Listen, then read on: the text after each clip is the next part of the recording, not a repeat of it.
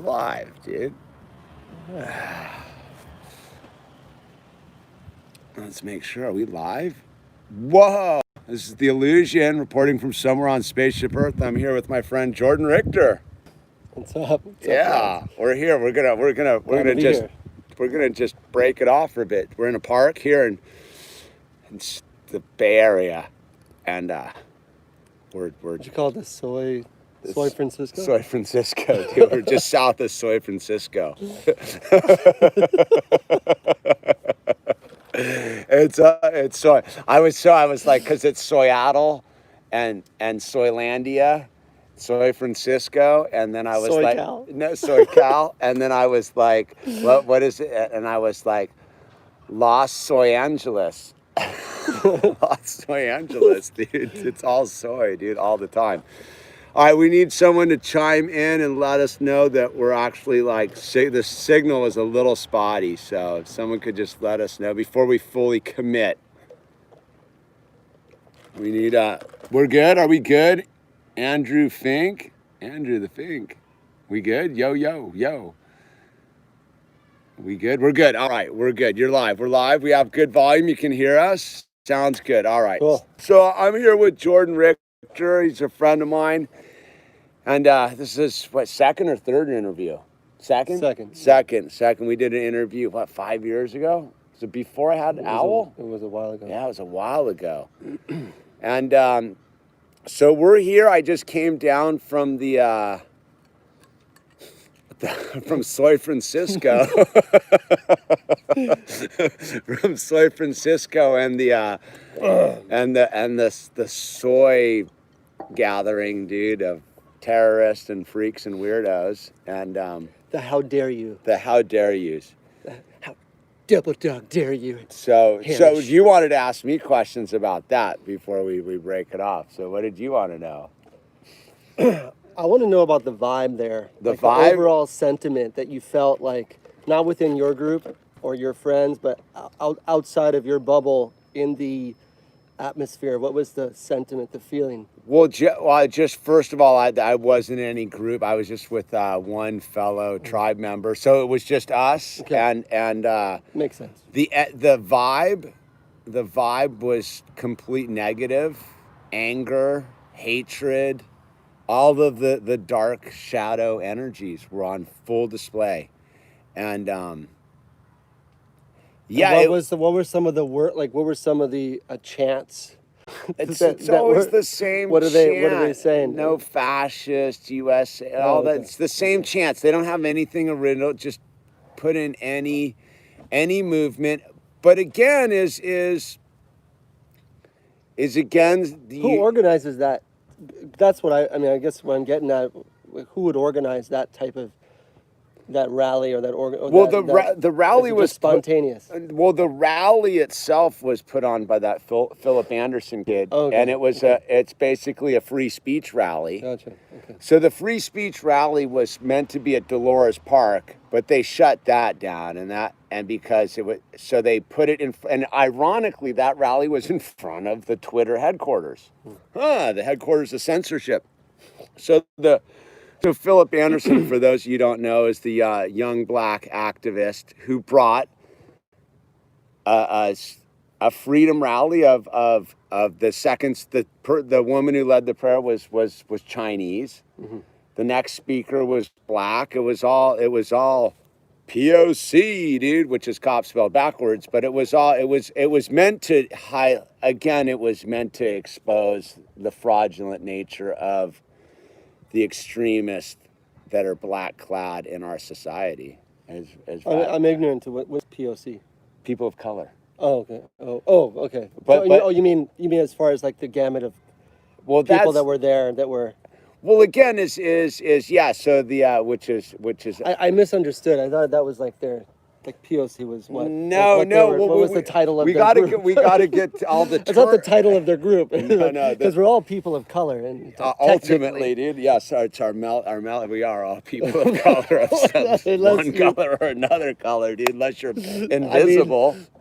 Are you invisible? Well, this is the false paradigm that's set up for us. Oh yeah. Is the color paradigm? Yeah.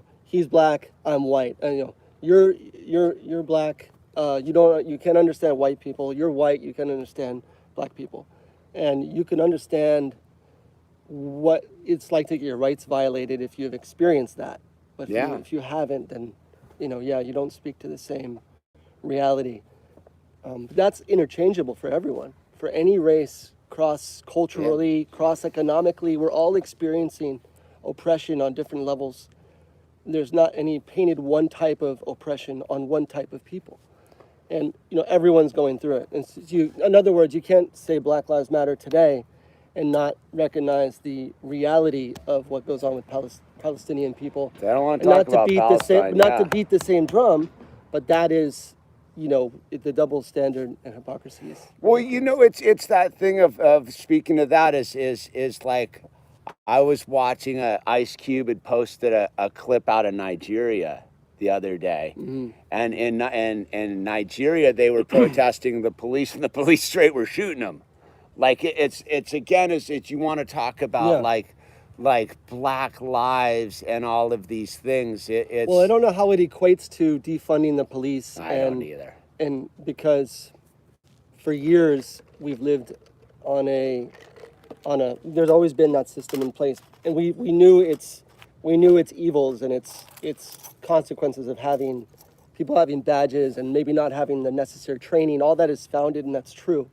But there is, by and large, a large section of the police force that does not. I have friends of mine that skate. They're at the skate park with their kids. They're lieutenants of local law enforcement. So how do you what I mean? You can't let. If you go back to the energy, right? Everyone. Like what you first asked me, the other energy I would say was it was heavily policed. And again, it's taking a walk around the perimeter. The police presence on the stage right, stage left was heavy.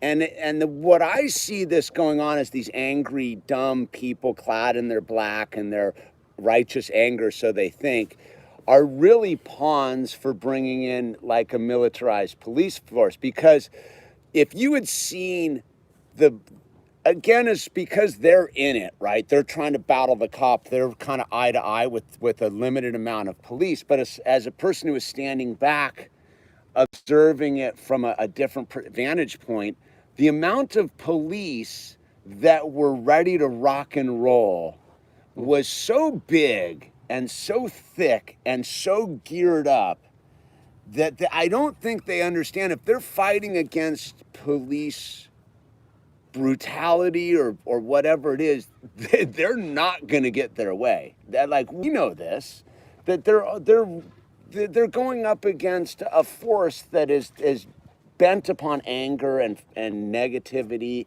So that negativity I was talking about, like it was all hate, anger, negativity, that's exactly what the cops feed on. Are trained to respond to. They're like dogs. That's what that's their job, is to protect against that anger specifically.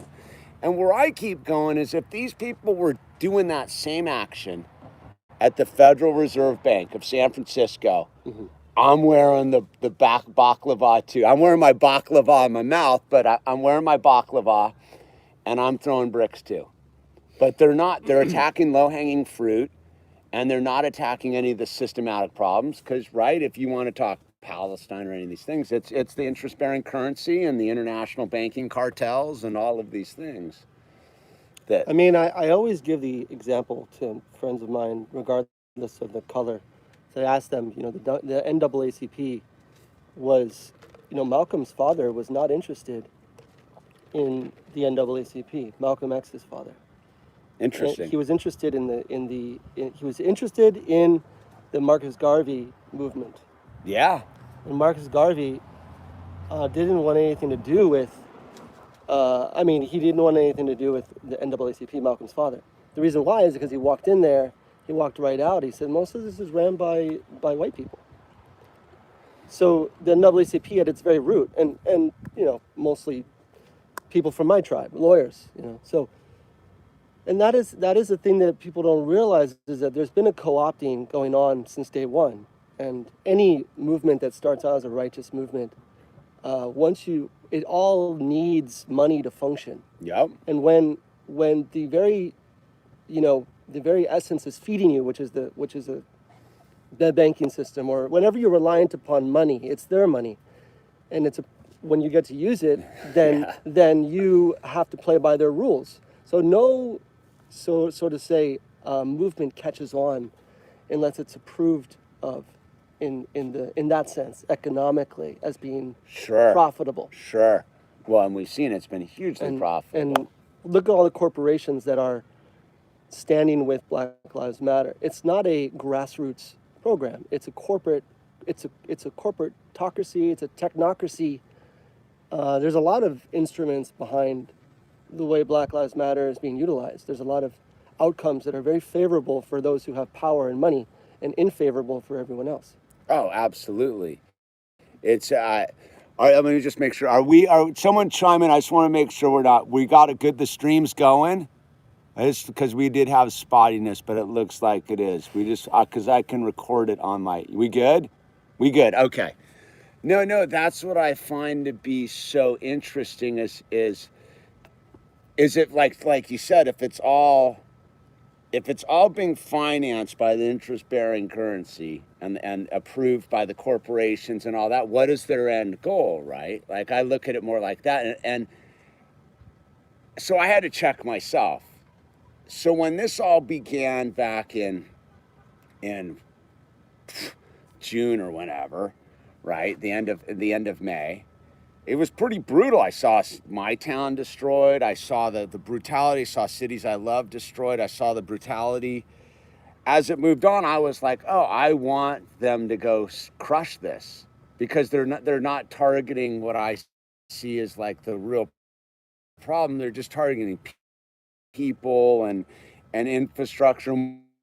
We all need our like infrastructure to feed our families and all of this stuff.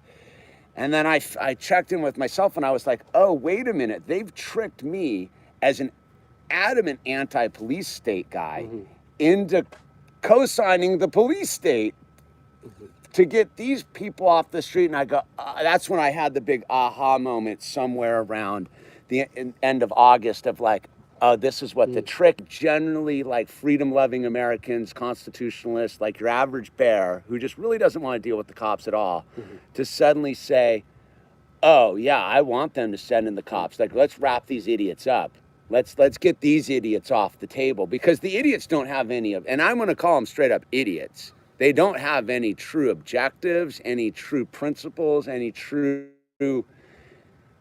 understanding of humanity. From what I witnessed at multiple of these events now, is it's just anger and righteous indignation, and that's a very manipulative energy. It almost looks like, and when I say this, it's being a little bit ridiculish, but it almost looks contrived. Right? It is contrived, 100%. So, and once people can sort of question that, okay, if it is contrived, then what is the outcome? The outcome is it's one tentacle in a greater, in a much deeper problem, and you can find that on the World Economic Forum website. They charted their whole entire, and racial injustice and America being always been paraded as the sort of exporter of democracy.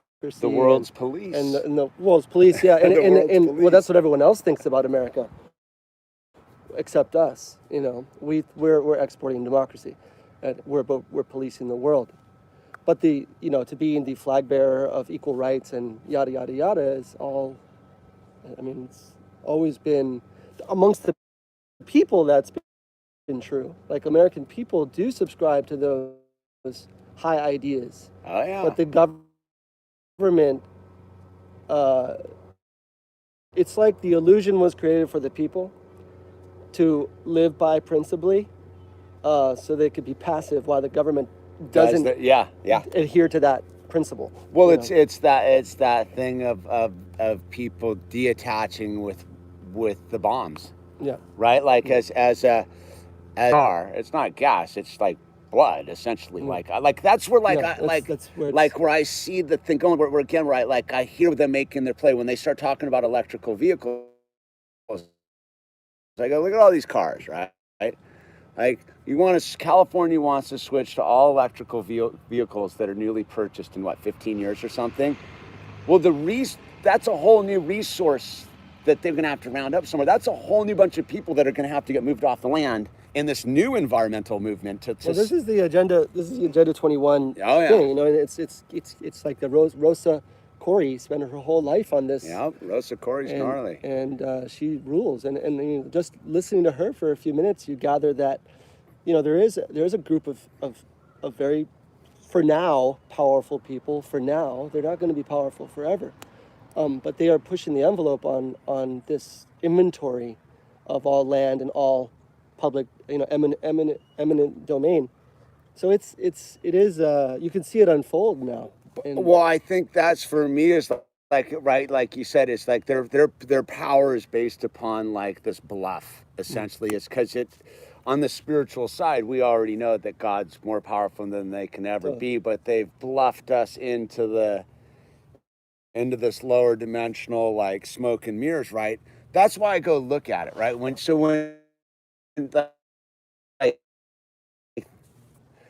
you ask me the right question. What is the energy that's going on down there? Because when you look at it, you see how powerless it is. That the lowest energy there is, like the easiest energy to tap into. Yeah. But so when you're in downtown San Francisco, right? You're on the Tenderloin. A block over, there are literally, like, if you want to just stay in their narrative of Black Lives Matter, which I call is a totally co-opted thing, we all know that. There are suffering black people and also indigenous people, all sorts of people, a block over from what they're going on. Totally. And not one of those people cares about those suffering people a block over. And because they're not about, like, helping anyone. They're not about changing anything. In fact, from what I can tell, they're about empowering the system that oppresses those people, because destroying isn't going to help them get off the street. In fact, it's just going to make more people on the street. They're not taking on the pharmaceutical corporation, or that's what I always like. Where it all goes awry for me is where I start asking people, like, if you look at what culture has been fed to us, like the culture, just say like MTV culture, or say 90s rap music, okay? Or you say like NWA and Biggie Smalls, and you see these, I'm not knocking those, because some of the music I like, and I've always been a fan of hip hop music, but as you get older and you start observing the process and what's going on behind a lot of the culture, forget the artist himself, there's a whole entire thing that's being pushed from the education system, from the medical system, from what lifestyle we choose and how we see each other, you know. And when you look at the way that these groups have been put out, and the way that a lot of these ideas have been promoted, it does make us to wonder, like, if you're so against the police, shouldn't you be against, like, the very media that has depicted this, has created this whole farcical idea about the way you view each other? Like, in other words, you're being played in the movies, and over again you're being played right in front of you. You're even singing the very songs that your enemy has written for you to sing, and you're singing your own demise. It's kind of how I see it. Well, it's like, it's that thing of, like, how much does trap music, by the way, if you would just think of trap music and don't think of Biggie Smalls, maybe that'll. Well, but let's, like, how much does Dr. Dre truly care about whatever it is living in Calabasas, California? None of those dudes, Snoop Dogg, none of those dudes went and set up their stuff in South Los Angeles. None of them went and moved back to South Los Angeles. The minute they got out, they closed the door on it. They moved to Calabasas, dude. Any of those people that listen to their music that are in those impoverished movies try to roll the Calabasas to go knock on Dr. Dre's door with a business deal. You think they're getting into Calabasas? Okay, look up. Do me a favor, and you can tell your audience to look up. You tell them, dude. Hi. You can tell here. Snoop Dogg did. It's been a long time since I did a live with you, man. I forget you have like a crowd of people. So Maybe, I don't know. Do we have anyone at least out there's there? more than 3 people. That's enough I to make think me there's nervous. either 17 or 47. I'm not sure. Okay. I can't see. Snoop Dogg did about a month ago a commercial for Corona on YouTube. Okay? Yeah. Corona, and he has a new product out now that has his name on it. I think it's a Seagram's or a vodka, and guess what number it is? 666. No, it's number 19. What's?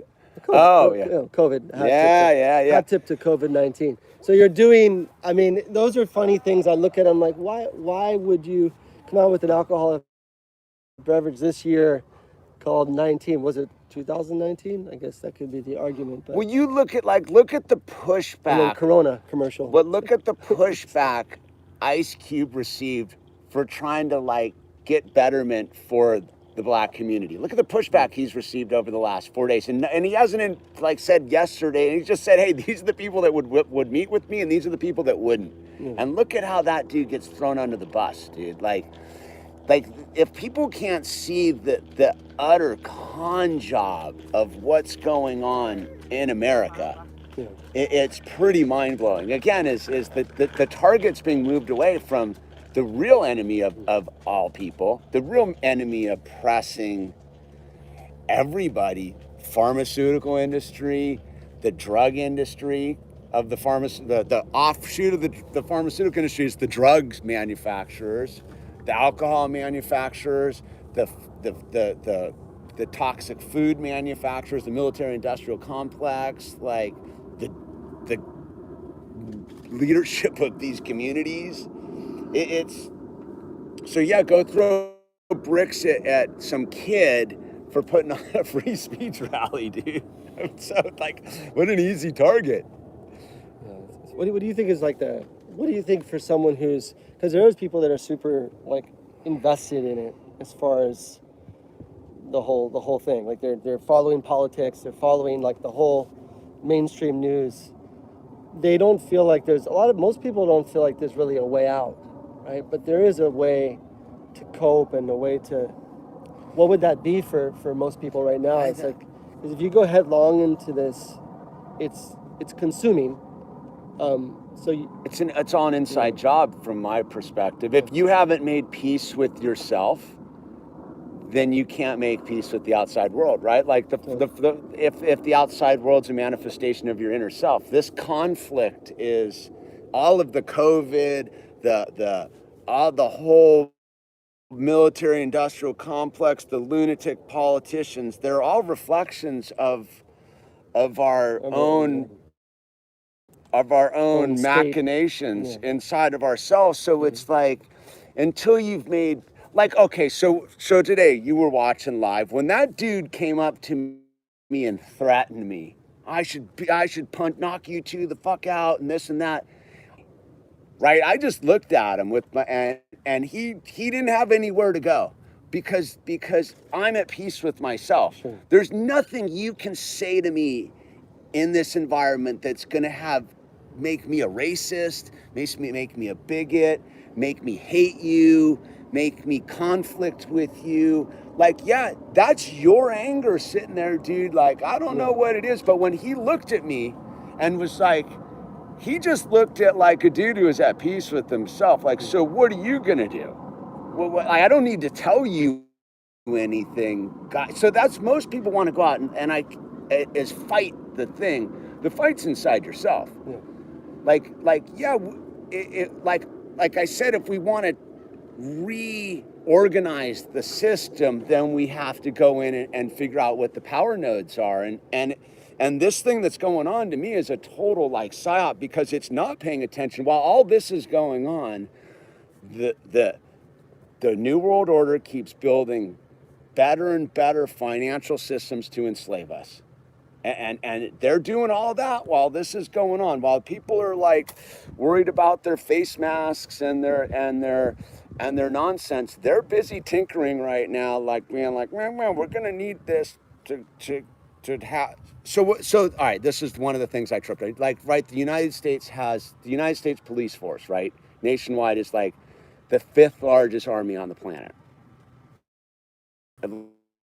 like if you combined all the police officers, it's like 500,000 or 600,000 police officers in the United States of America. Like one of the largest armies on the planet is the United States Police Force.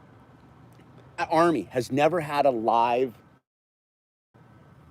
war games. Every other army has war games all the time to practice their gear and their whole thing.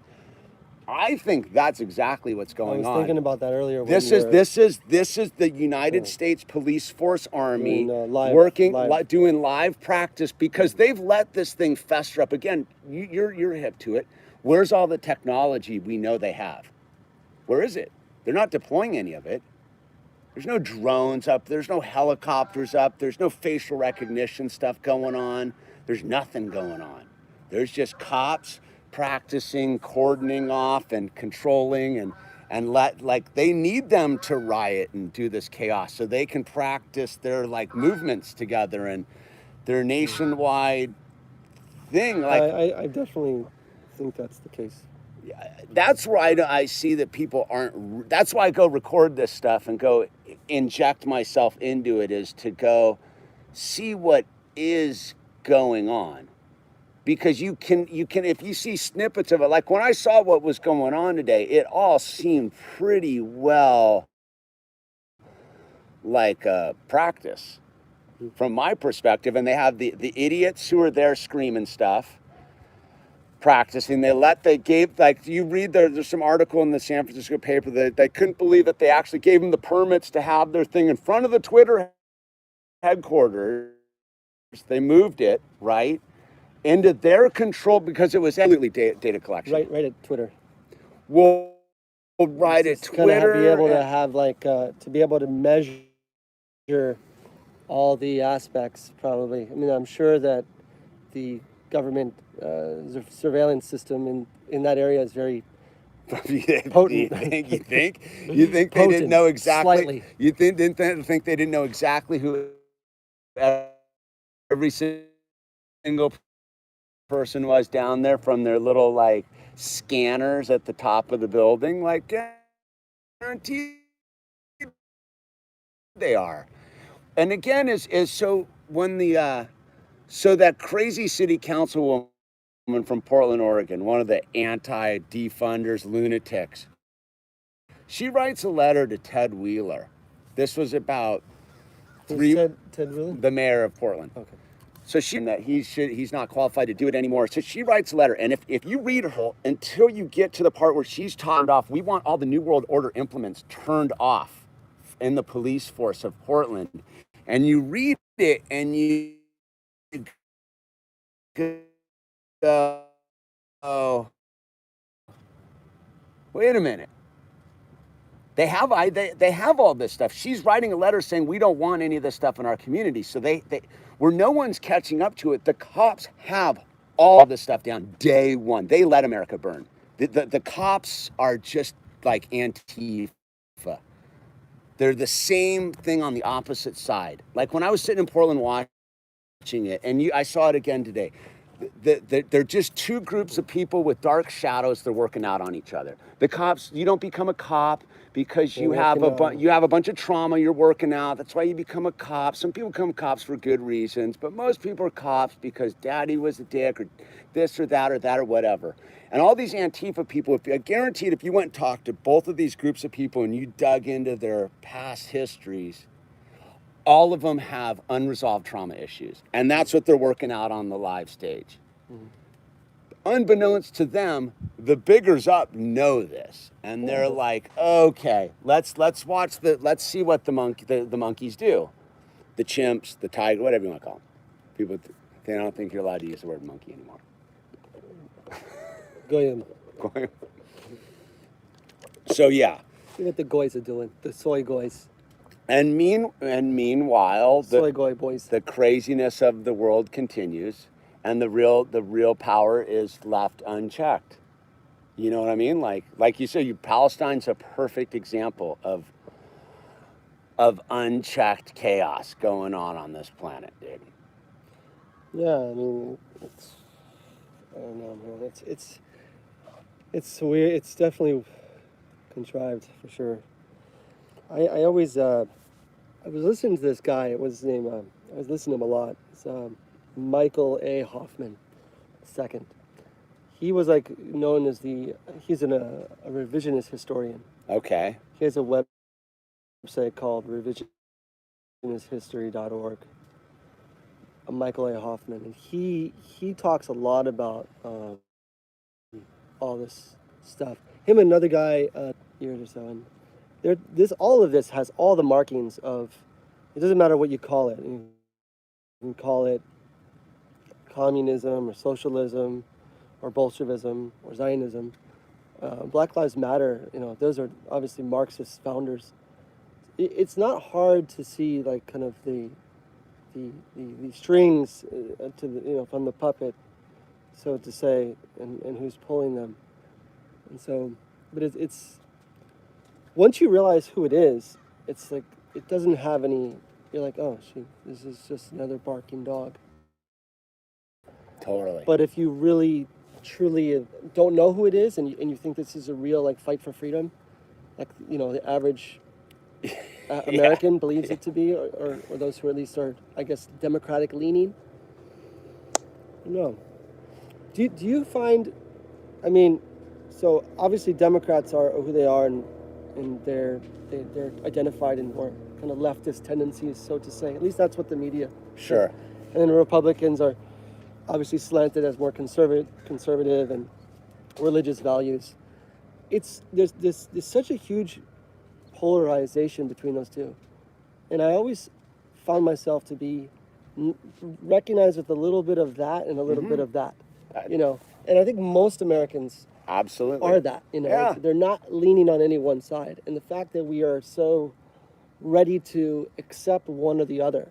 No, that's the insanity. Is the problem, The echo chambered out. Like it's interesting. Like I'll talk about this, and I get instantly like put into like some sort of MAGA camp. I'm not that. Yeah, I'm gonna vote for Trump, but I don't. I know that dude's just a puppet and another smoke and mirrors on the thing. But again, is like there's like the baseline, like today's like world thing, and then there's the bigger picture deal. It's like I keep saying it's this one's a bullet train off the cliff, and the other one's one of those hand pump carts off the cliff, right? So I go for me, I'm just trying to buy time to hopefully like get more people to make peace with the God of their understanding, so that when the cliff shows up, they can pop their parachute instead of go down with the train, because we're going off the cliff. No matter which way you pick, the cliff is coming. Yeah, it's there. It's there. It's about 100 yards out by now. Yeah, dude, it's coming. It's probably about. One provides an opportunity to seize the controls of the machine, at least, and make a last-ditch effort to hit the brakes on the thing, and the other is just straight like put your head between your knees. I'm not really concerned about the cliff because I've already got my God. When the train goes up, I go up, dude. Right? Same with you. That's why we have a common understanding of our.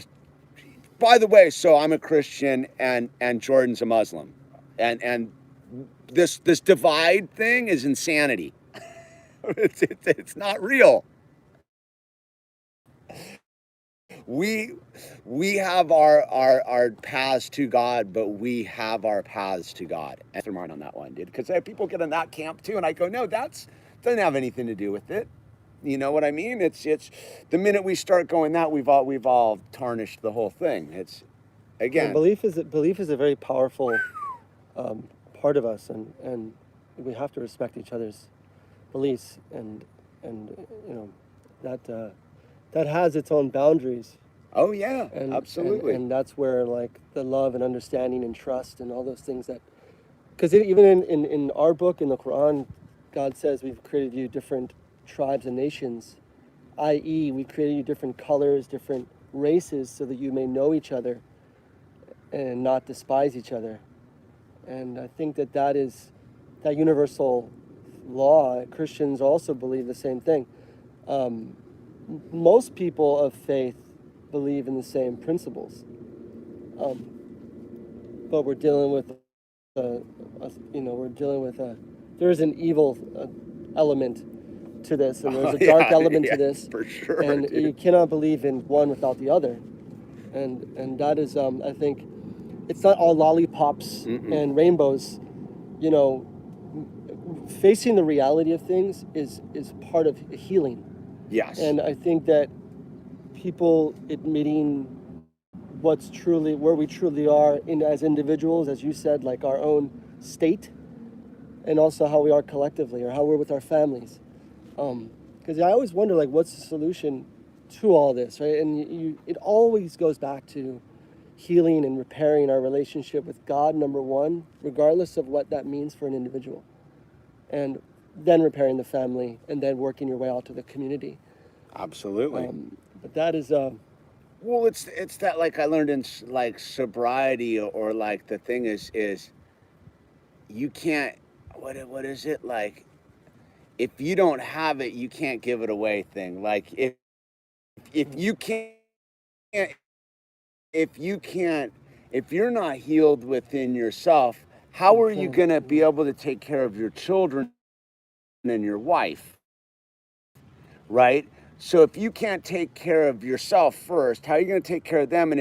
And so you've healed yourself, but you can't take care of them yet because you got unresolved. Like, I went through all that with the fire and the almost getting divorced and all that stuff. I'd healed myself, then I had to heal my family and bring them all back to the dinner table. And then once I healed that, so to speak, but it's, people want to do this, like, I'm going to go heal the world and I'm still going to be full of, like, misery. Like, I'm going to heal the world's misery before I heal my misery, which is just my own understanding of my failures to myself. We were talking, so we're both, like, dads who raise our children and take care of and homeschool and do all that stuff. And you were talking about, like, the daily failings in front of God and making peace with that. Yeah, I mean, look, this is, and it's weird. Like, I find it to be strange that whenever we try to be honest about something, in our society we're brought up to be, that honesty is a weakness. Or being open about something. I'm not saying being open, like,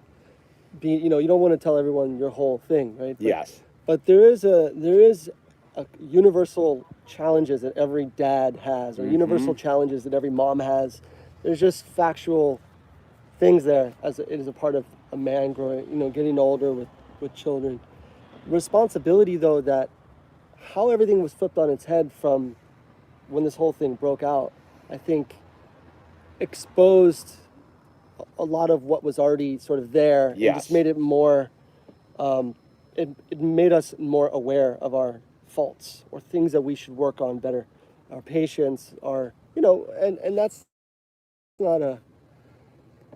nothing wrong with saying that. I think that if you could start there, like, self-reflection is one of the greatest things that a person can do for themselves. It's like, at night, you literally just sit there and sort of take account for what you did, instead of just binging on Netflix and passing out, which most people do. It's the solve the problem, make atonements for the problems of the day, so you don't bypass them and let them happen again tomorrow.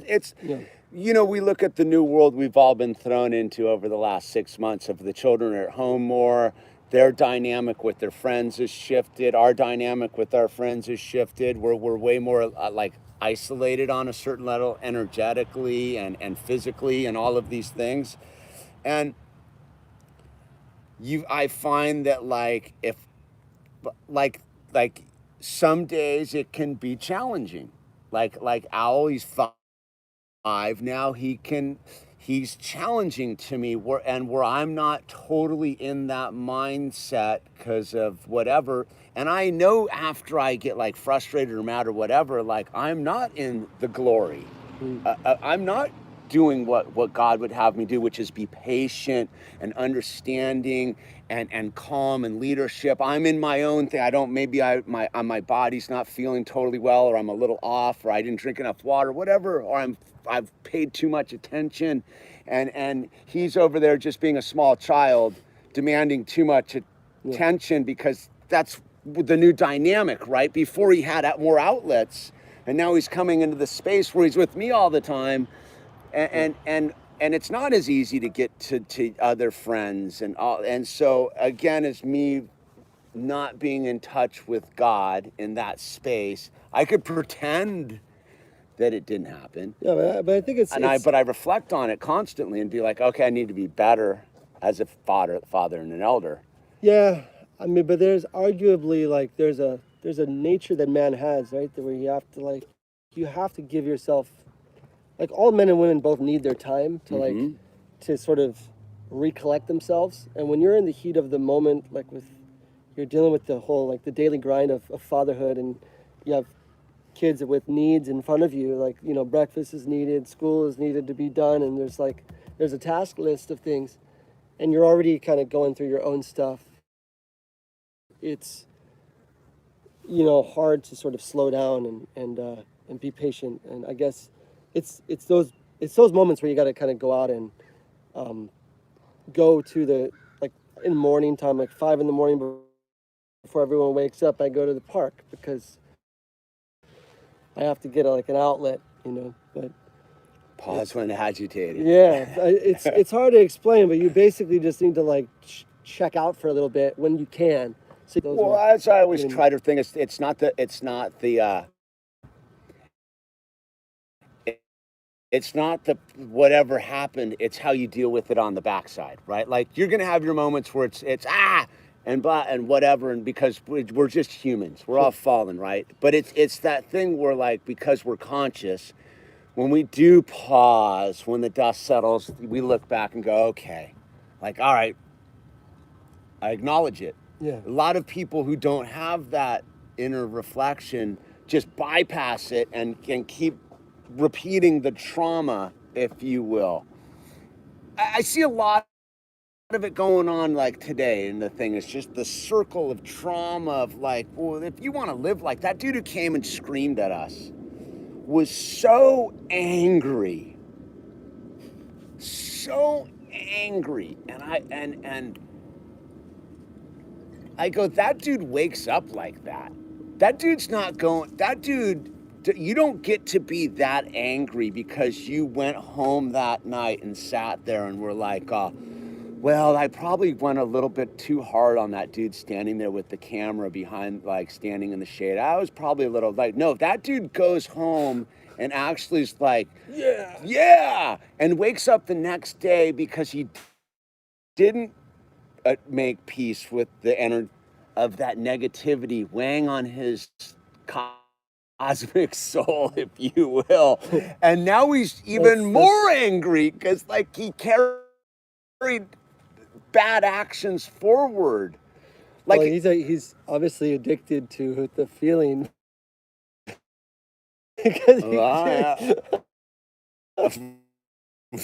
But again, it's the thing is where I guess having been that dude, right? Once upon a time, I was that angry and fuck you and rah. I know who that dude is because he was me once. So I don't have to. So my journey is not to have to carry the debt of engaging that energy. Like I just let it pass. I let it happen because I didn't interact with it. I didn't have any anger to give him to clean up later. Oh yes, you will have to deal with that, young man, hopefully in this lifetime, before you expire, so that you can understand the peace that you can have in this lifetime. Maybe that anger only leads us to the peace, kind of, in a weird way. Yeah. Because that's gotta suck.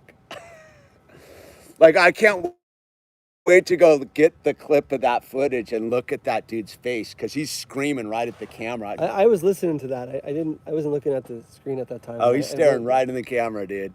Like losing his mind. And I'm like, wow. I didn't have no judgment on it. It was the weirdest thing because my buddy was a little bit more tripping on it because he's like a full martial art guy. Like, he'll wrap that right. Like, he didn't like it. But I was more at like, you've got no way in on me. Like, in order for you to get in on me, you would have to actually strike me And then once we've done that, we've entered a new paradigm, if you will. Like, okay, you know what I mean? Yeah, no. But I gave him no way to get in to do that. To strike a nonviolent person standing there in a state of grace is to commit the ultimate like act of violence, realistically. Like, and that's on you, dude. Like, that's on you. I don't even, you can actually do that to me and I'll give you the first pass on that. Cause like, dude, you clean that up later. That's some dark, that might lead to drug addiction, alcoholism. How was the masking there and like the sort of the distancing and the masking and all those things? They all mask and they all crowd on each other. And, you know, that's all part of their MO. The masks aren't for anything else than to provide cover. Like, that's not a health issue.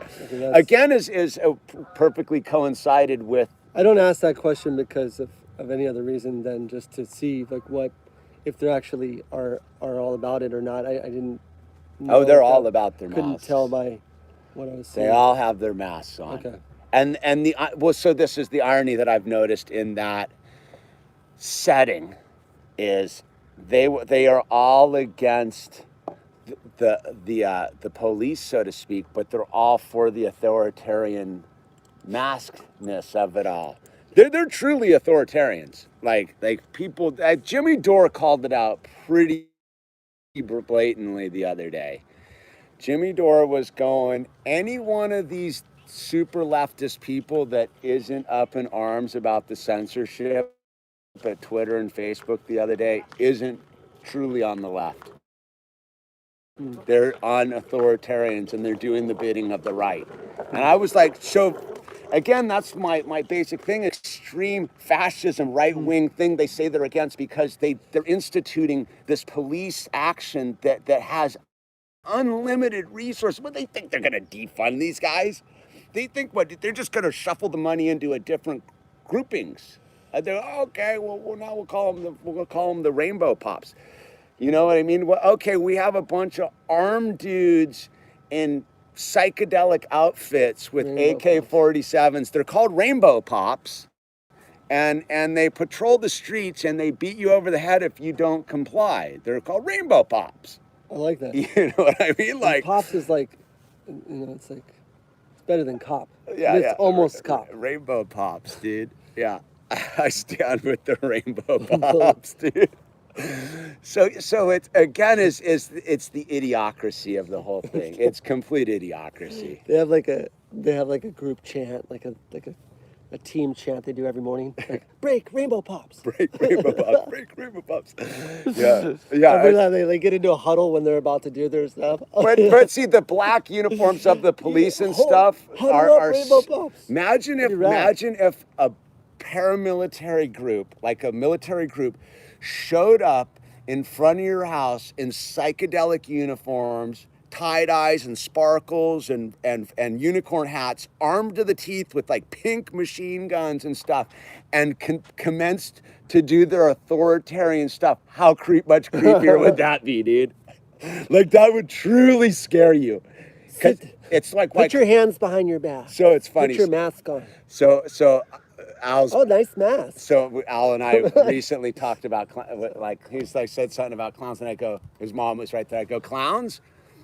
Anytime you see a clown, you are fully allowed to run up, kick him as hard as you can in the shin or the groin area, scream as loud as you can, and run. And his mom's like, but what? I go, I don't care if it's at school. Anyone who wants to dress as a clown in 2020, my son can attack and run for help and scream at the top of his lungs. And she kind of just was like, you kind of got a point. I go, yeah, dude, I don't want my son ever to think someone dressed in a clown outfit's safe, dude. They're all dangerous. I don't think the birthday clowns are popping anymore. Yeah, but they have these weirdos that show up as the ecos, and that they're any of the. What about the insane clown posse? Are those? Are they in there too? Is that their favorite like group?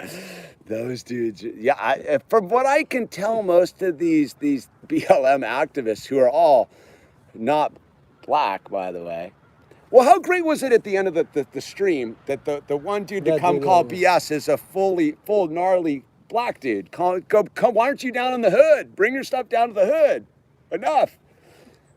Yeah, I think, man, I don't know, man.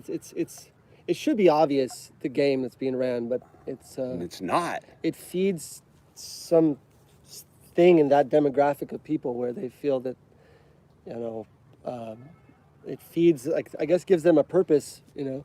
But Well, I think what they are for me is the way I see it is they're the truth revealing itself once again. That's why I go record them. Is because the more we show them, the more people. I don't care about them. Them with their black hoodies and their fist signs and their anger and their hate. Like, do your thing. What I want to do is the average person doesn't really get to see that up close and see what it is. Yeah. And once they see that, they get to ask deeper questions Yeah. about, like, what is that? Like, huh? Because they get played as like there's some sort of like righteous cause. There was nothing righteous going on today. There was nothing righteous about throwing bottles and cans at a black dude and an Asian dude, and all she's doing is saying praise Jesus, dude. That was like amazing. That is amazing. That they were throwing bottles and cans at a Chinese woman saying praise Jesus.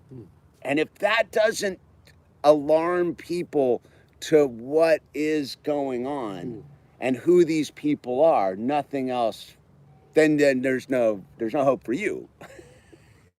In a weird way, how are we gonna solve the Palestine dilemma or the Yemen dilemma or the any of these other grander ideas of global warming, deforestation, all this stuff? If you can't see the wrong of a Chinese woman saying praise Jesus and having bottles and cans thrown at her, how are you ever going to solve global warming if that's your issue, or the tigers in the rainforest, or the Uyghurs, or any of this stuff? If you can't see that as wrong, how are you going to get to see these other things that are fundamentally wrong on the bigger consciousness? Like, you can't.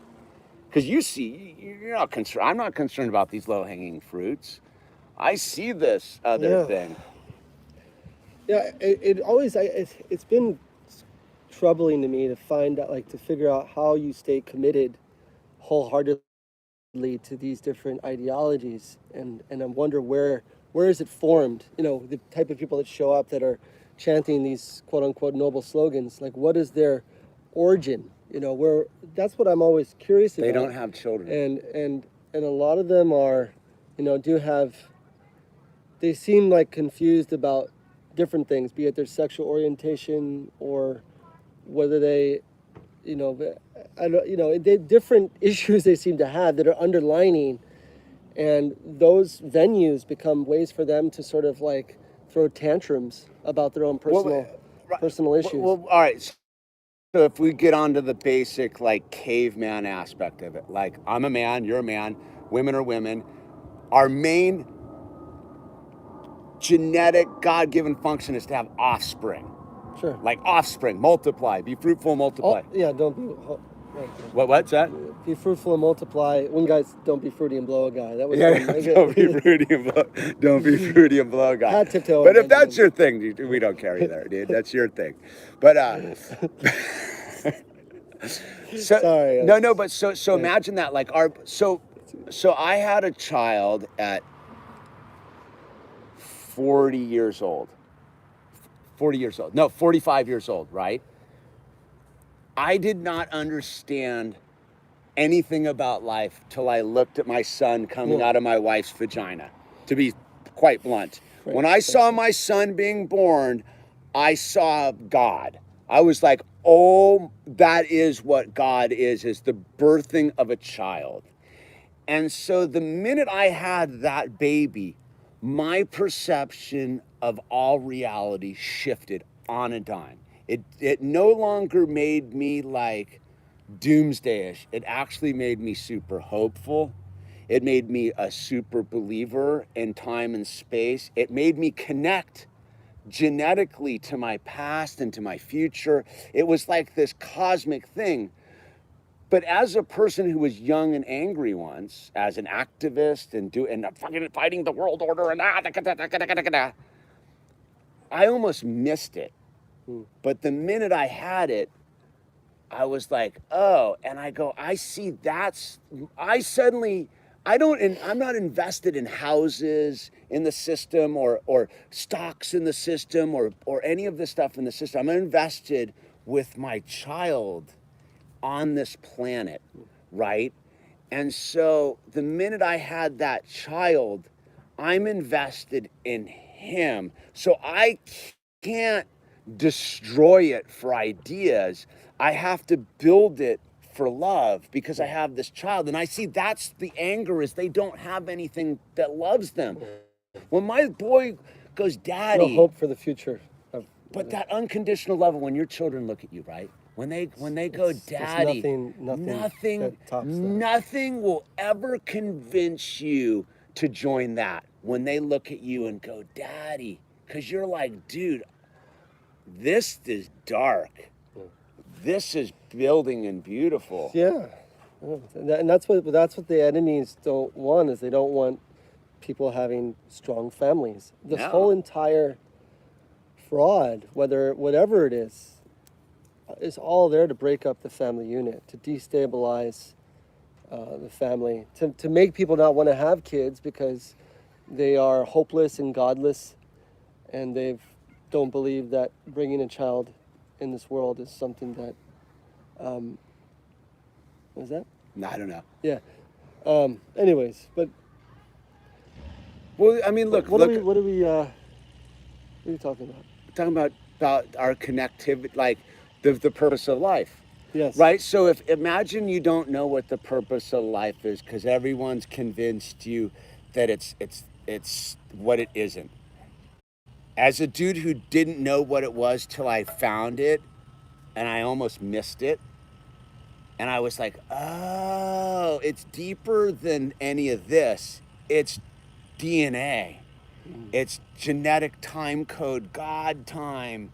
It's so much deeper and fundamentally simple that I was connected to the planet again.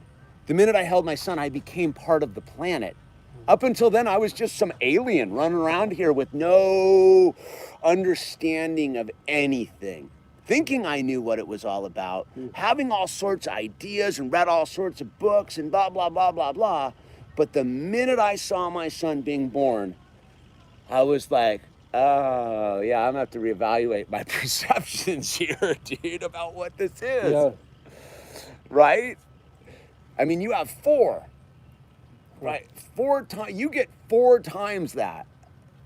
Like, I want to, like, you know what I mean? Like, unfortunately, just the way it is, I think that's mine. I'm very thankful. I have Yeah. beautiful kids.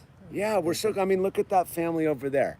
They're playing, they're doing their thing. The kids have their bikes out, they're running around. I'm convinced that at the end of the day, that is all humanity wants to do, is picnic with their families in the park. Yeah, if you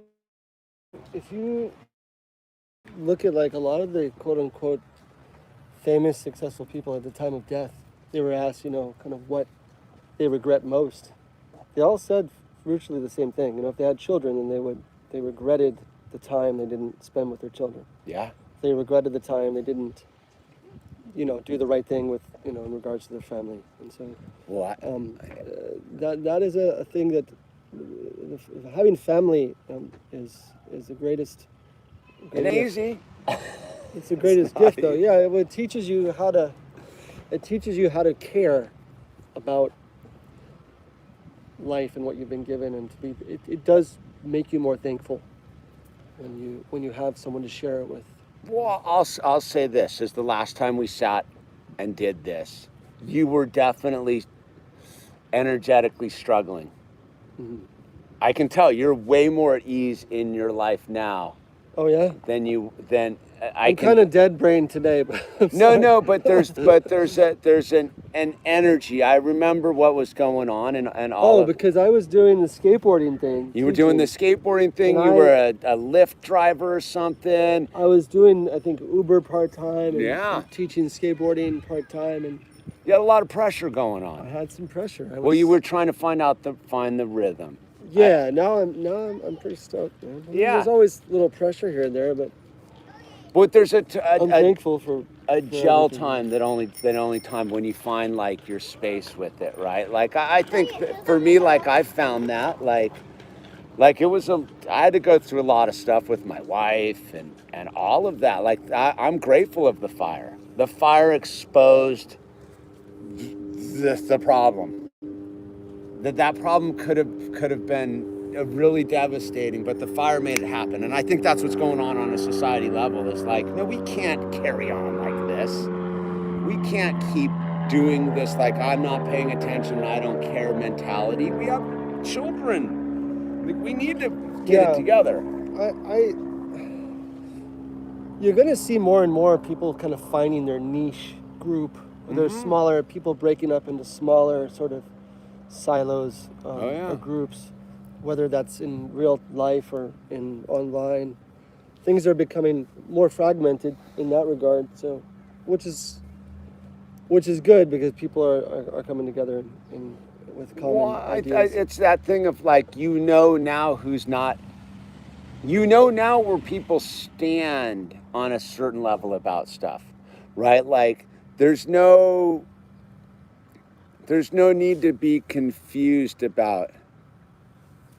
There's no confusion about like who's not coming over and who is coming over and how you operate your house and this and that. It's like people are either on the positive about it and being free and pushing through it, or they fully like conformed, and you know what, there's no harm, no foul. But yeah, I know you're not coming around, and it's totally cool. Like I gotta move past you. I'm flying. You can stay here and be afraid. That's okay. I fully get it. I get it. It's terrifying. It must be terrifying to think that there is some sort of particle of air that is going to come and kill you and all your family. It is the guy. Don't hug. The guy named was named Carl Schwab. I think he's like I think he's like the main guy over at the World Economic Forum. He wrote a book. Okay. Called The Great Reset. Oh yeah, okay. It's all about the Great Reset. Yeah. So, but he was saying one of his quotes, whatever, to the near effect was, the threats of virus and this is very real. Also, along with Islamic terror, and this is like a recent quote where they're still keeping that boogeyman in the back pocket, and they'll pull them out anytime. So the virus will now always be there. It'll just be rebranded something new. The physical terrorist. So now you have a physical terrorist, which is this crazy Muslim guy. You have the disease terrorist, which is the crazy virus guy with red spikes, and it's a silver ball with red spikes. Oh, yeah. It's this medieval like iron ball with red spikes. Totally, dude. It's going to come crashing down. Looks like something out of like at the end of like some like Dragon's Lair sort of ball and chain, weapon. And then you have the ideological disease, which is Black Lives Matter. Gender bender movement to the extreme, under the guise of rights for Black people in that sense. But it's all of those are cogs, or they've been created to basically distract, to immobilize, to make people super concerned with their own well-being and not their neighbor. So the virus thing is like a self-preservation thing. The ideology, the Black Lives Matter thing, is also a self-preservation thing. And the terrorist thing is also a self-preservation Sure. thing. So it's all creating this paradigm of an outside threat. And that's what Bush said in 1991. He said about the outside threat. He said, or Reagan said that, I think during his presidency, even before Bush, is that he said something to the effect that sometimes I wonder what we would be if we were facing an alien threat from outside this world. And those are calculated, these are the Masonic brethren have a reason for saying what they say. And well, again, I sort of look at it all as on a level as like it's food for the masses. Like I guess as a person who's made peace with myself. Sure. And I'm like not afraid of their thing. Yeah, no, that's not to be. Yeah, but I I agree mean, with you. Yeah, yeah, it's not something to fear. But I do need to for me I do need to determine whether it's a pit bull or a sleeping black lab. Like that's kind of like what kind of dog am I dealing? Because it morphs and changes. It really is though. This rabid dog can only bark.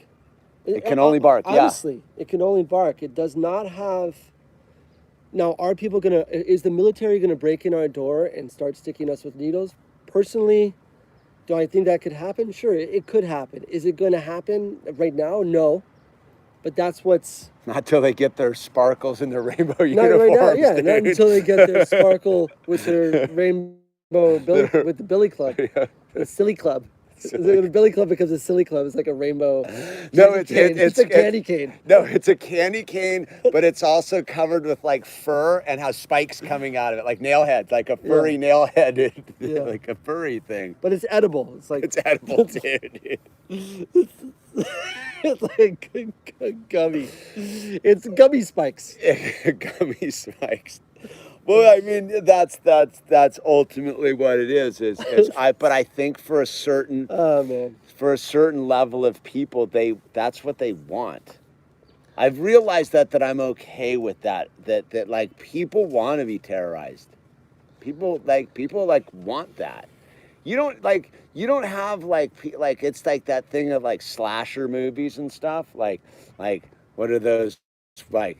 The Hostel and Saw and all those movies, like I could never set myself down to ever subject myself to that kind of entertainment, right? But those are hugely popular movies, and people love. Those are, what's interesting is the same guys who make those movies are working in the COVID control room. No, but I'll get to that one too. But they are working in the porn industry because slashing movies are very synonymous to porn. Sure. As far as, the exposure of all of what's indecent, right? And what's all of it, And so but that's an addiction as a fetishes that are created for people. That's why the slasher industry or the movie industry, that's there as a gateway drug for a lot of people to heavy porn. Which is by design. And then you get the masks, and the thing is, these are people that are like, it fits right into that thing. Being terrorized is a form of entertainment and pleasure. Okay. And the bondage of the mask. Let me ask you. I'm gonna show you something on the phone. Remember? Have you ever heard of the name Adam Kadmon? You ever heard that term before? No. Okay, in Talmudic Judaism, Adam Kadmon, or in the Kabbalah. Okay. The thing that Madonna and all these weirdos. Yeah, practice. the strings. The strings. Their quote unquote ideal man is named Adam Kadmon. Okay. Okay. He's known as the primordial man that's androgynous. That's half man and half woman. Okay. If you Google Adam Kadmon and you will find a guy in Italy with a mask on, and a theatrical play that was made by Adam Kadmon in recent years. Mm-hmm. So meaning that the mask, he's in bondage, by the way. He's in the mask and everything. And his name is Adam Kadmon. I just found it to be ironic that in Italy, an Italian theater, an Italian TV show, this is because COVID was apparently, the bridge was China to Italy to America. Yeah. It's all laid out. Yeah, it has a lot to do with the Jesuit, and it's a share of the the sort of communist Bolsheviks by way of China. People don't see the connection, but it is there. And then the bridge to the Jesuits. Trump is, for the Trump fans, I mean, people don't realize he's 4 things. He's a Zionist. Sure. He's a Jesuit. Okay. He went to a Jesuit school. He did? I didn't know that. Okay. Fauci's also a Jesuit. Makes sense. Has his school named after. He's a Zionist. He's a Jesuit. He's a Kabbalist. Okay, because he has. If you look up his book, The Way to the Top, Trump talks about his Kabbalah teacher inside the book, The Way to the Top. Huh. Okay. Okay. It is there, and the 4th thing he is a Freemason because he's an open builder. Sure. He's known to be one of the great. And he's also the king of the Edomites by the rabbis in Revelation. Okay, so this is Revelation. If you Google some of the Israeli newspapers, you'll find a gold coin that they've made under the Temple Mount, a gold coin of Trump. Really? With Cyrus. Huh. Gold coin, and a lot of people don't realize that. But Trump is just the other. Trump is a messianic figure he was born on an eclipse, June 14th. Interesting. And Trump's a Gemini? Gemini. Huh. And he was born 70 years, I think, 70 days before the Israeli independence. 70 days. He has some interesting numbers and numerology around him. Only reason I'm saying that is because it's not, whether it's Biden or whether it's Trump, whether it's whoever it is. It's the train. What is being dealt right now is a theatrical, which James Shelby Downard and Michael A. Hoffman call it the psychodrama. Sure, and it is a similar to, they liken it, some people liken it to the Black Mass for the Catholics, which is this like very orchestrated sort of theater that takes place on the world stage of 2 sort of dueling two dueling groups that are sort of gesturing each other in a sort of a theatrical performance. Yeah. It's a psychodrama. I mean, it's all there. This whole thing, the masking and everything, is there for them to have to ejaculate over. Okay.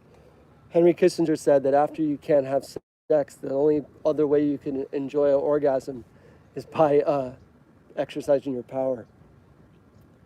Yeah, makes sense. I mean, that's the interesting thing with the. And this is the guy. Let's see. Wait, let's see. We're gonna get. Sorry. This guy. There he is. Huh? Right. So this is like an Italian. This guy's.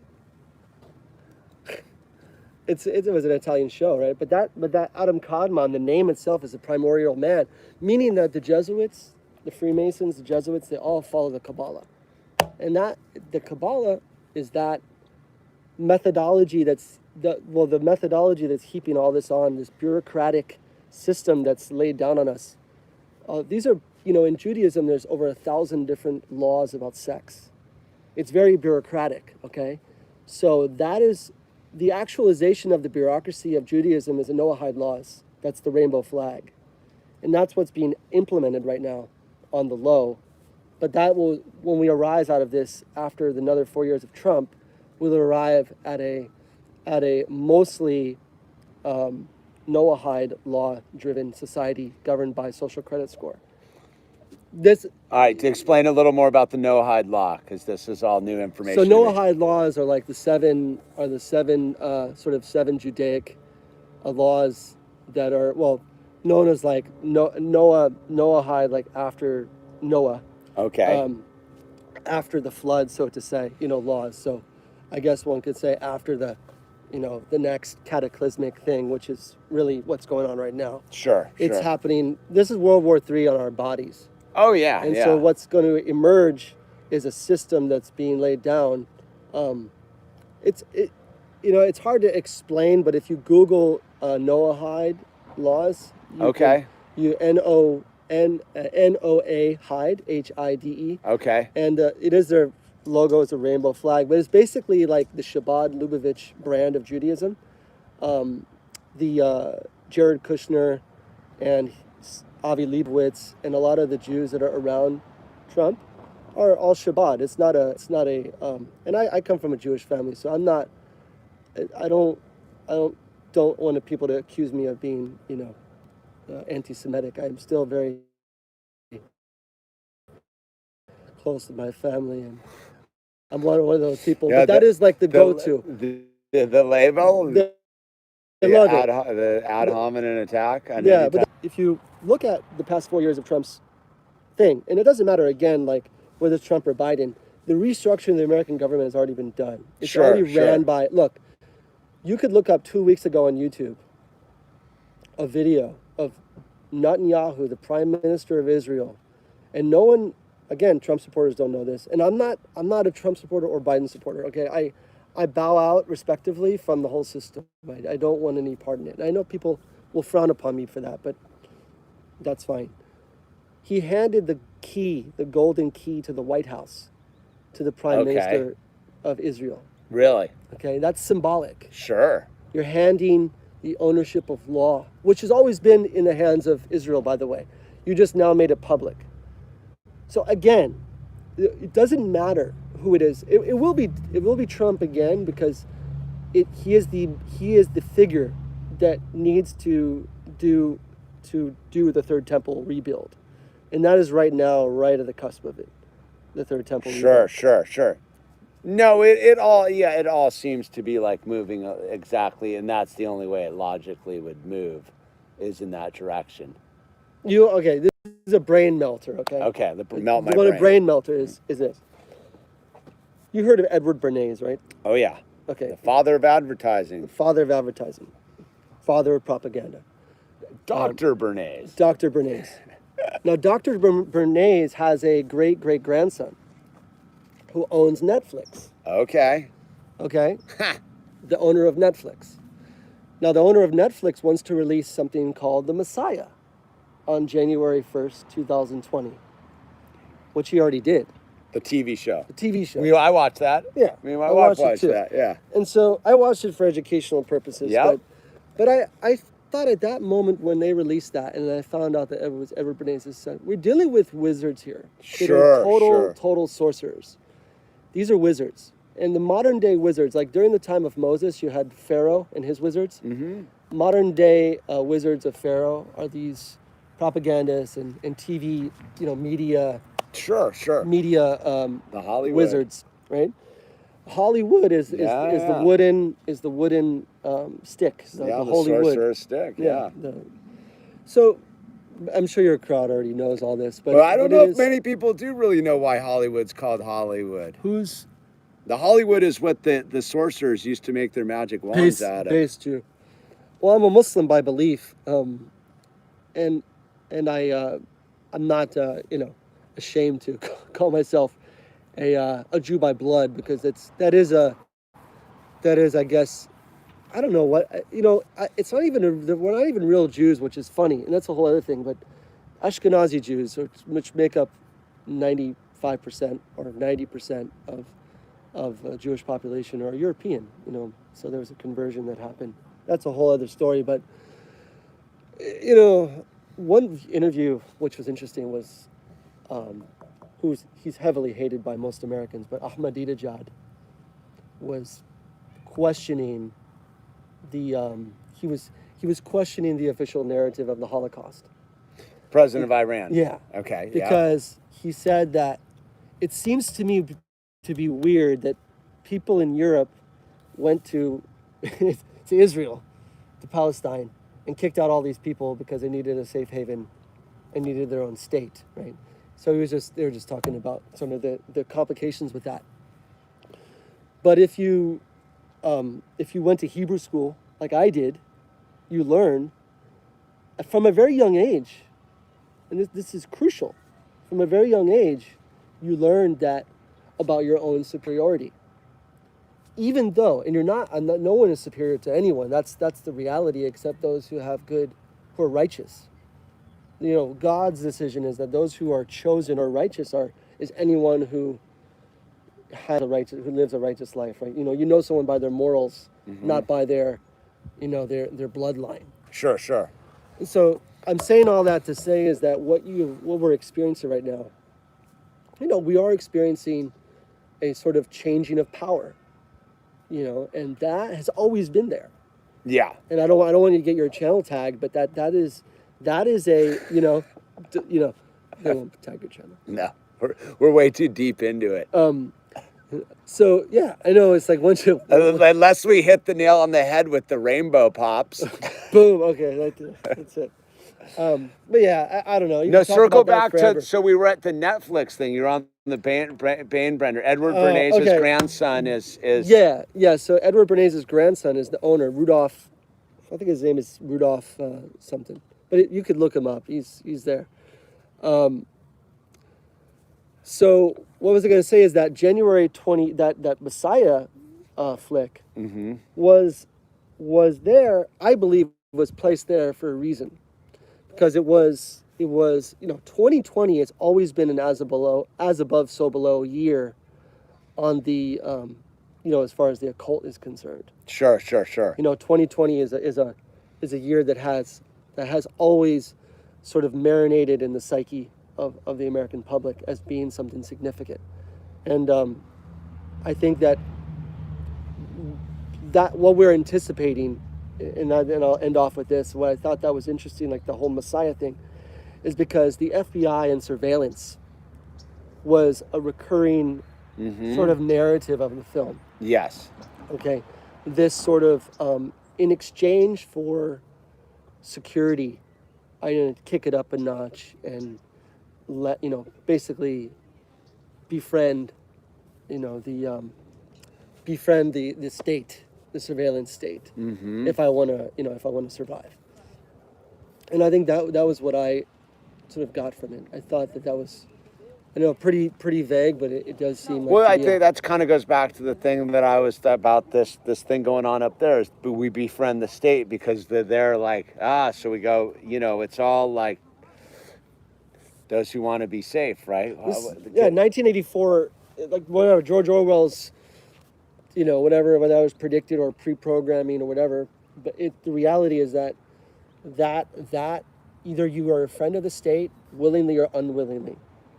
Yeah. And it's this slow conversion to let people have, it's like letting the whole entire world in front of you become completely retarded at their own, and supporting them in the process. Like, hey, just practice social distancing and we're going to destroy everyone's livelihood in the process, and you're going to enjoy it because you're going to be safe. You're part of the team. You're part of the team. We're going to do this together. Together we'll slow this No, they spread. had a sign in San Francisco hanging on the banners is together ahead of the curve or something. It's all over San Francisco. Together we're ahead of the curve. Well, so I'm curious what your. Let's see. I don't know what they. I heard some. I'm probably getting slammed by your policy Prop here. 16 is trying to bring back affirmative action. No, Prop 16 is trying to bring back discrimination. This is not going well. Jesus, too late. What about the? What about the Mehdi in Islam? Yeah, base chew. Okay. Prop 16. F the state. Yeah, so the narrative of the Mehdi in Islam being this, the funny thing is that Messiah guy, who played the Messiah, do you know what his name was?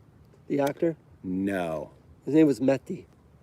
Oh yeah, that's right. Okay. So that's again, they find Hat Man.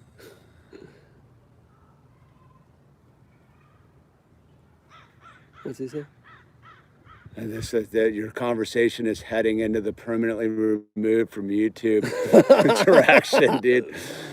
If this channel gets permanently removed because I'm hanging out here with Jordan Richter talking in a park, then then so be it, dude. So be it. 302 needs to go. I'm listening. I just know I'm not the only one. It's okay. They can listen. They're not worried about us, dude. Because most people. Well, yeah. So at this point, unless I see a truckload of Rainbow Pops show up, dude, like I ain't worried about it, dude. Man, I don't know what to say, bro. They're glitter outfits, You dude. can't make everyone happy, No. especially not the Rainbow Pops. No, you can't, man. Well, it's the Permanently fully removed. bedazzled armor light, dude. You know. That's what. All right, dude. If you were watching the live stream, that's what sent the dude over the head when I was talking about the bedazzlement of the police helmets, dude. I was like, what if they start? They should really bedazzle the police helmets and the whole thing. Bro. The guy had a hot mask on, bro. It was a clown. You would have liked it. It was a clown. It was a clown mask. Clown face. You would have been stoked. Sorry. Oh yeah, no. He's on his The motto wheel. whatever those things are called. They look kind of fun, dude. I don't know, man. I don't know how good I am on your live feed, but I got that guy wasn't a fed, dude. That guy wasn't a fed. That's not how you do the fed move. If anybody was a fed, it was me. What is that? That's fine. Josh is there. No, you know what's interesting? So speaking of how ridiculous it all is, someone was claimed that I was Masonic because I do Legos. I make Lego videos. That makes sense. Yeah, because leg bricks and, You're like a and builder. masons with bricks. You're building with your kid. And yeah. And you're slowly indoctrinating your kid to become a mason. Yeah, totally. Yeah, because you got it's masonry soft.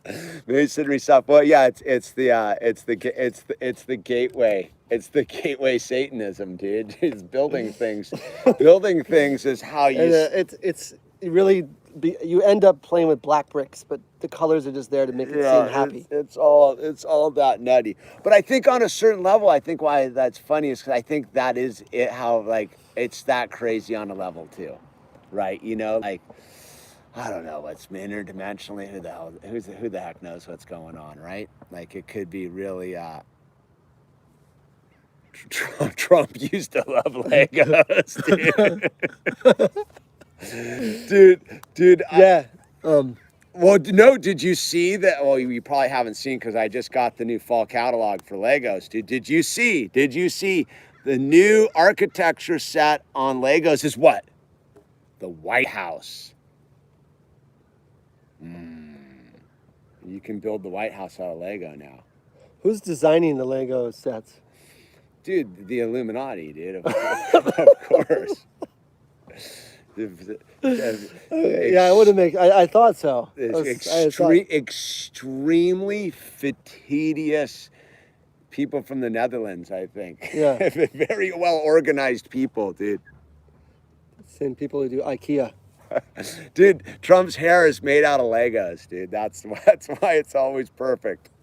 It's totally. My wife was sitting there one day and she's like, "Is there a Trump Lego?" And I'm like, "What do you mean a Trump Lego?" She's like, "A Trump Lego." And I mean like a minifigure. She's like, "Yeah." And I go, "Yeah, Lego wouldn't touch that, dude. No, there's no Trump Lego." That would be a brand breaker right there. Oh, dude, people would be melting them in the street, dude. Just melting them in the street, dude. They have a Trumpy bear though. The Trumpy bear is rad, dude. I like the Trumpy bear, dude. Let's get it right next to your teddy bear, dude. Because Well, I tell you one thing that was interesting. You know the guy Dan Pena? He's called the $1 trillion man. Yeah. He called Trump an emperor, and he's going to be the emperor. I just hope he wears a toga. What if he came out in the inauguration wearing a toga and like a Roman crown? Might be that we'll get like an emperor just to.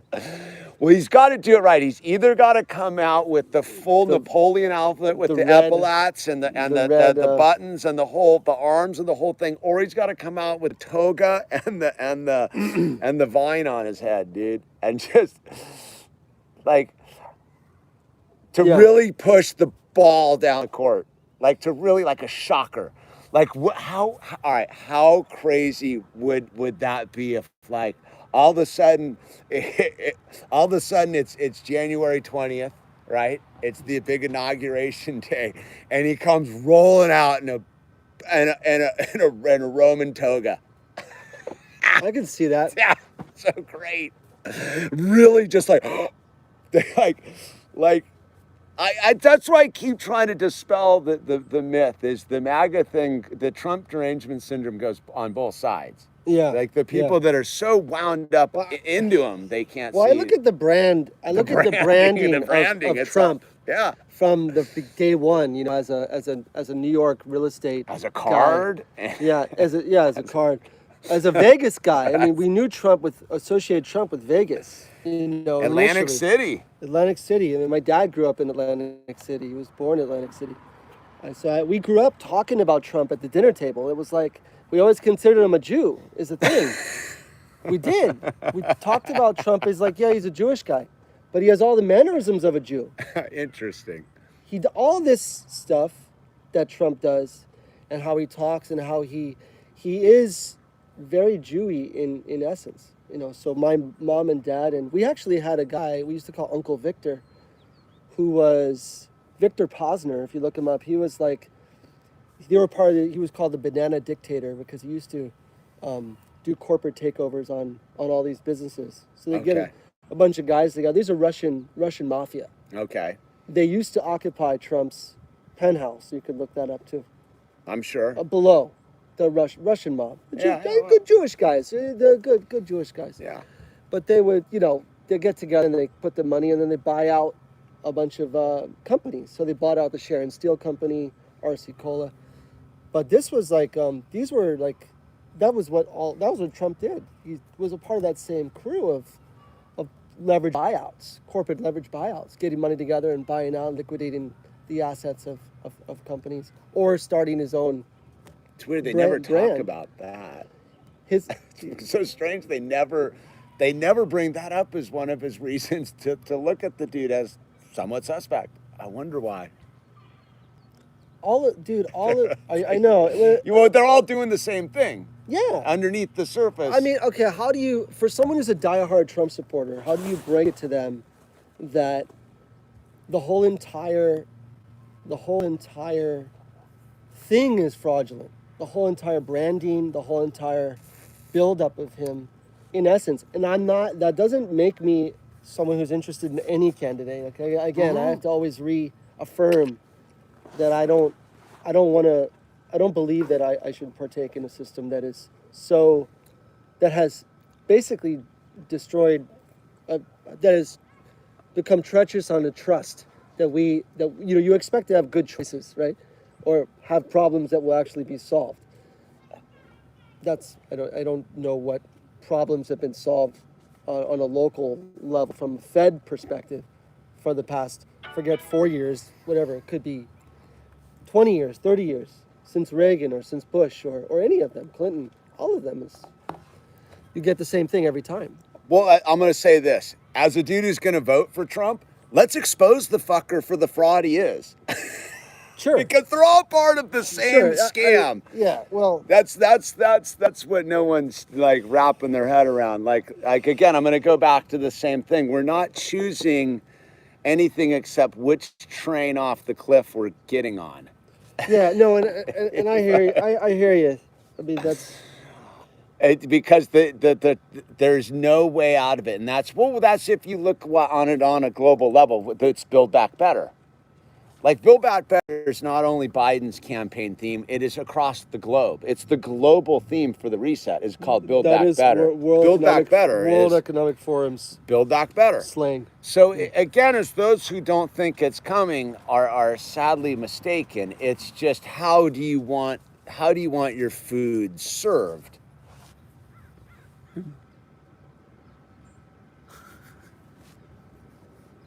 Yeah, yeah. Yeah, it's a decision. I think that it's with every individual of what they're gonna do. But I don't. Because as far I as voted one time, and I don't want to have that. I don't want to cast and give my energy to that. I don't want to cast out from my being on and be a part of any casting ritual of any sort, because it is the ritual's gonna get cast. it will, yeah, And from my take on it, it's really just my whole angle is not to ensure that I'm not casting with that one, the real dark side. The other one I can work with, because again, it gives me time. Like at this stage of the game, I'm doing nothing more except being pragmatic about who's going to give me more time to freely operate to gather the flock, so to speak. yeah. The one you can go look at the video from today. The one side is clearly full of hate, anti-love, anti-Jesus, anti-God, anti-any God. That's their thing. So I have to cast the spell against that on that. It's I'm actively voting against that or casting against that manifestation. Do I understand what the other one is? Totally, dude. But again, I'm just picking, I want to ensure that I have the slower train off the cliff versus the bullet train, because there's plenty of people that we can help get their God parachutes for when the train does go off the cliff, so we go up, not down and into the abyss of eternal grimness. You know what I mean? That's sort of where my take on it is with that thing, because again, half the thing is those who don't want to admit what powers the car, those who don't want to admit where we're going to get the precious resources for the batteries for the electric vehicles. That's no different than this election coming on here. We're going to get in a car, no matter what, like in our culture. So. I rather stick with I rather stick in my internal combustion engine right now on that versus exploiting a whole new demographic of the planet's ecosystems, cultures, indigenous people, blah blah blah. I think that's my approach to it, because I believe in the Tesla coil, right? If again, I believe that you are the government and I am the government. And we are doing the work of the government right now. This is what it is. We're communicating about opposing ideas. You're doing what you're doing. I'm doing what I'm doing. They're doing what they're doing. But ultimately, we're empowered. You're empowered. I'm empowered. You're empowered. It's true. Yeah. I mean, this is you couldn't have these conversations in some places openly. And you couldn't necessarily sit in Gaza right now. No. And just talk freely about or criticize your government. I mean, I guess you could at some level, but in some places you could be jailed, which has happened many times. People get jailed because they have an opinion. Imagine trying to not be in General Butt Naked's army. You know. Yeah, well, you know, it's funny. Or in Rwanda. A friend of mine. It's funny. A friend of mine, Eric Strauss, he produced that General Butt Naked, the guy in Liberia. Yeah. That documentary? Yeah. Yeah. Dude, I mean, that people don't understand that, like, we have... It's funny you said that. That was like, the naked Liberian general. Yeah, cannibal. He repented, and then he went back to... Yeah, that's the best. He repented, dude. Like, I'm sorry for getting naked and blowing eating people. And eating people. Yeah, you know, just... Sorry for eating your I was lost. Your cousin's weenie. I was lost. Sorry for eating your cousin's weenie. It was he was trying to make war.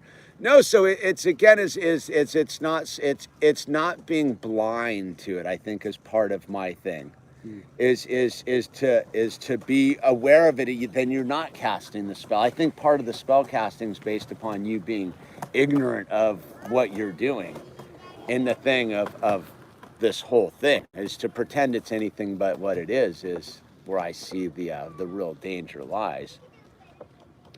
Yeah, I always think about the root of it all. Like, what's basically primed everyone for this? What's programmed everyone, for being so accepting of the current situation? Like, the willpower. You would think that the will to sort of stand up against these different types of mandates, whether it's the mask and the distancing and the business shutting down. It's like it does at the end of the day. Still, everyone's tolerating it.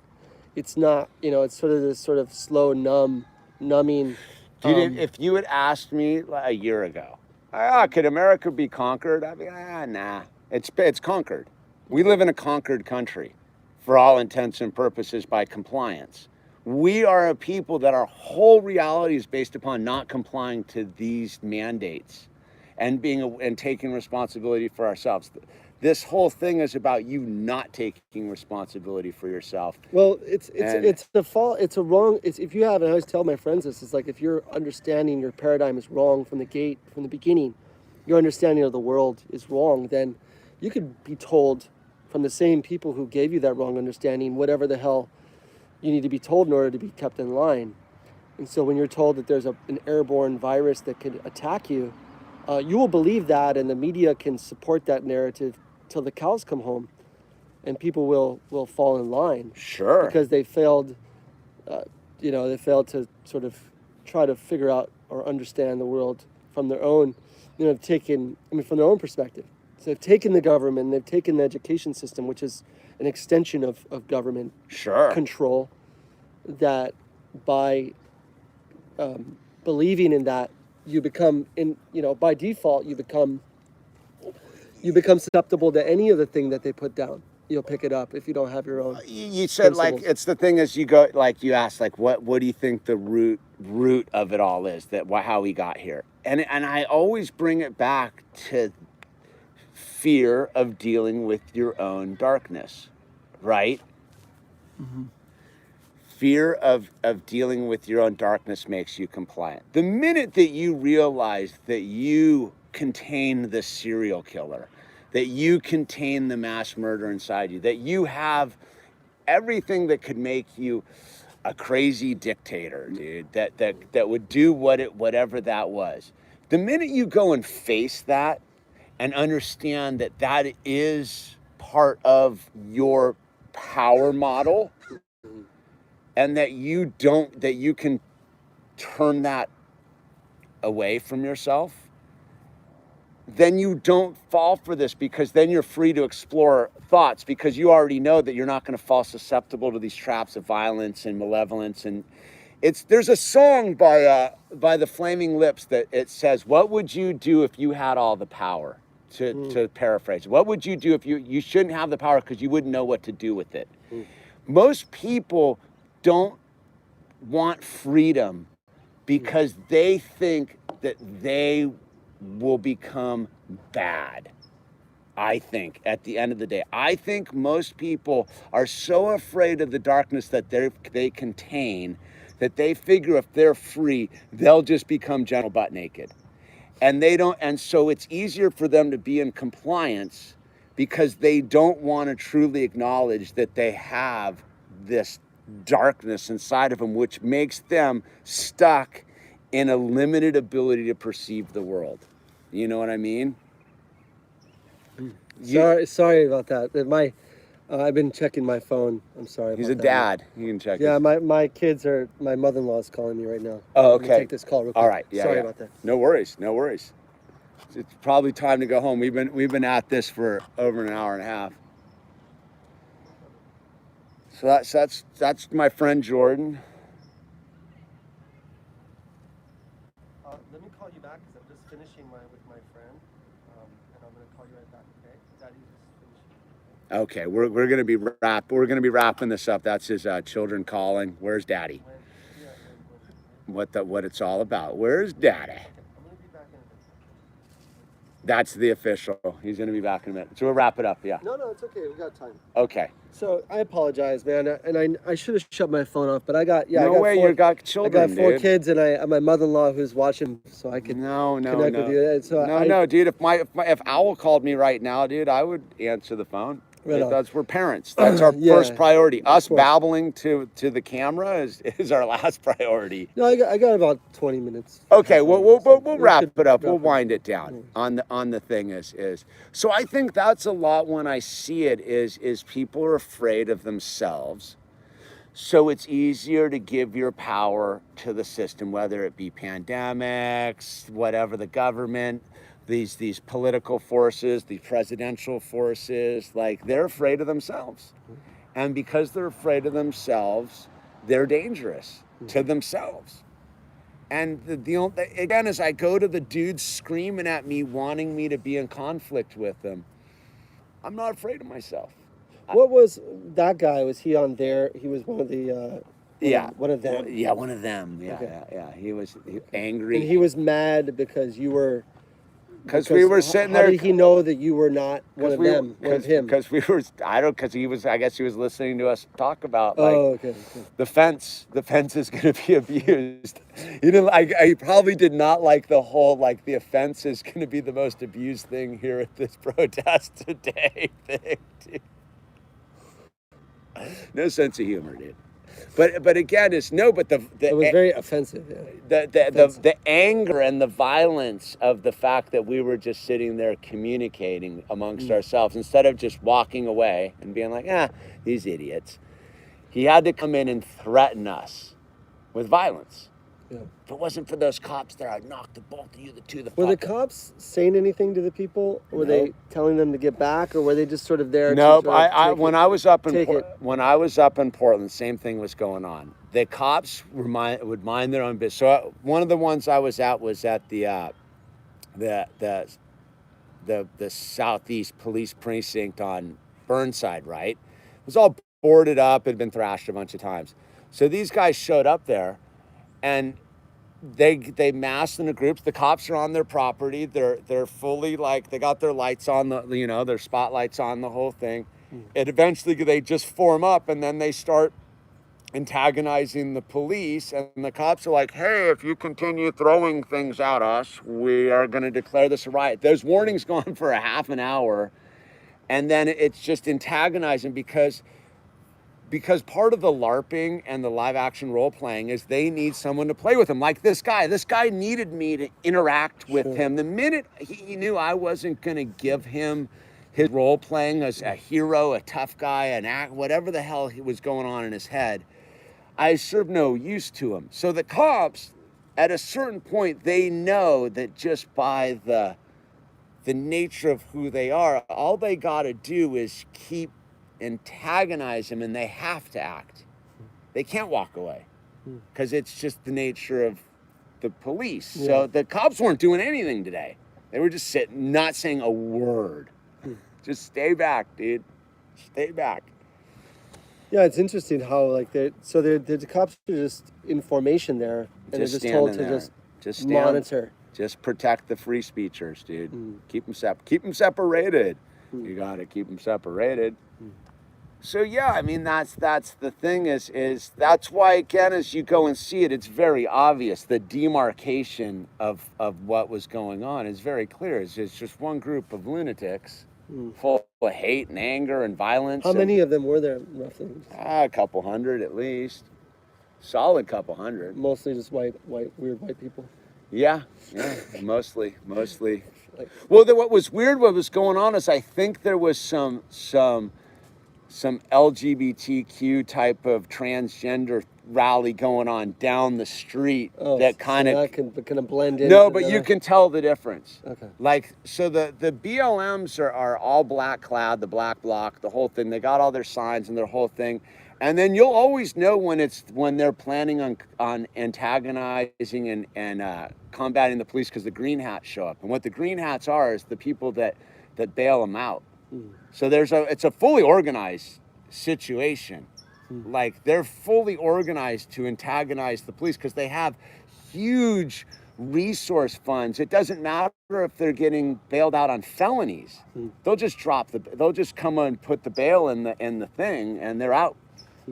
It's super, super organized, man. Like that's what people don't truly understand. It's almost like they have their own sort of command base. It's weird. Like It's almost like seems they're like receiving messages from. seems like from- there's leaders, Yeah. and they're They may have a central location. centralized command Command structure. structure. Maybe, yeah, could be. There seems to be a lot of money heading that direction. I mean, I think my camera was black by them, but I filmed the medic van. Like when you saw up in Portland, dude, they were supplying these things with Mercedes Sprinter vans. We're running the resource covered with graffiti and paint. I mean, what's a Mercedes Sprinter van cost? 100 grand? 60 grand? 100 grand? A baseline one? I don't know. How much does a Mercedes Sprinter van cost? Probably around 60, 80 grand? 450, 60 grand. Some live figure for a base one stripped down. So, there's good money. So I think we're on that.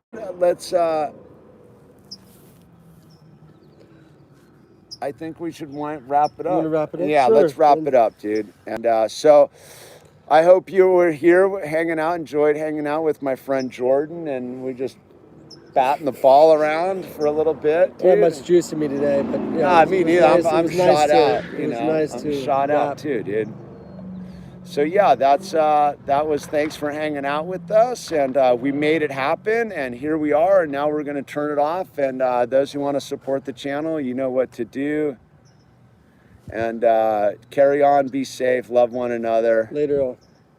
Thank you, 365 days of surfing. I appreciate that. And everybody, just tell your mom and dad you love them, hug your children, hug your wife. As I always say, dude, the revolution's at the dinner table, dude. That it all starts at the dinner table, dude. So don't take it out on the streets till you take it out at the dinner table, So dude. you take it out on the meat. Yeah, Oh, yeah, take it out. That could go. That could go anyway. Are you? Don't take it out on the meat. Don't take it out on your meat, man. No